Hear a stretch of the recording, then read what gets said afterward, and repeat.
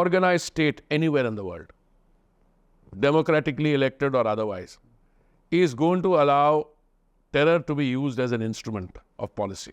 No one will allow it, no matter what. For And any political objective. For anybody.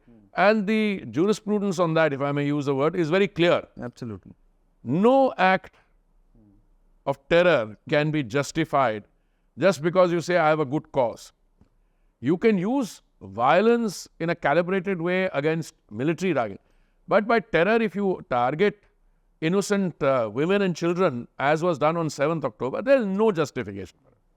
Now, the apologists for the other side will say, no, but they are in occupation of a terror. That's all not acceptable. If that were to happen, and somebody gets up and says, well, you can have a 9/11, you can have a 26/11, you can have a 7th October will now enter the lexicon. You will have a situation where anybody gets up with a few resources, you can just, introduce mayhem into a society. True. So that is the conventional and that is the dominant wisdom. We attempted a comprehensive, counterterrorism. No, comprehensive, Declaration. convention on terrorism in the UN. Right. It ran aground because they said one man's terrorist is another man's freedom fighter. Again, I think that's a very, very misplaced debate. The 1373 committee, which you see, what happened, Nitin, is that unless you have to face what terrorism is, you don't know what it is. We were always at the receiving end of cross-border terrorism, coming from where. Yes. But the West, for the first time, faced it at its own doorstep. Suddenly they grew up, and this is a very serious matter. You must, under the Security Council, set up a 1373 committee. And they thought it was so important that for the initial years, the chairmanship of the committee was only held by the P5. Right. And then, of course, along came India, and we were elected to the committee. You were there in 2011 and 12. Yeah, I chaired the committee in 2011 and 12, yes. when we were on the Security Council. Right. After me, another one of our colleagues chaired it for half the time. Right. Okay. Now, I have two submissions to make to you. When there is a terrorist outfit, countries will proscribe it or they will say that it's banned, etc. Hamas is banned by a large number of countries in the West, etc.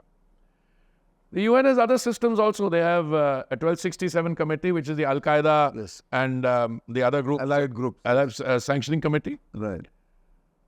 But what has happened just now is that the world, at least so we thought, there was an element of restraint that acts of terror would be committed by people very carefully, calibrated, designed to this thing, because there are differences and they will do it. But this one was in a class apart. Sure. It was designed to invite maximum response. Yeah. Because the game that they are playing is that there will be a disproportionate response. That disproportionate response will lead to a number of things, and then half the world or most of the world they thought will be pitted against Israel. Right. It's a totally wrong calculation. Because whilst you may be in favor of a cause X or a group Y, nobody is going to accept that the entire foundations of a free world are going to be destroyed like this. Exactly. What does a terrorist do? A terrorist takes away the most fundamental right of all, the right to life. And I would like to believe that certainly the world has become a much more dangerous place. It is. But this is just the beginning of a churning that will have to take place. Especially in that part of the world. That, but in other parts of the world, because there are a lot of people who are holding on to strongly held views who will say that no, this is right, that is wrong, and I'm right, you are wrong.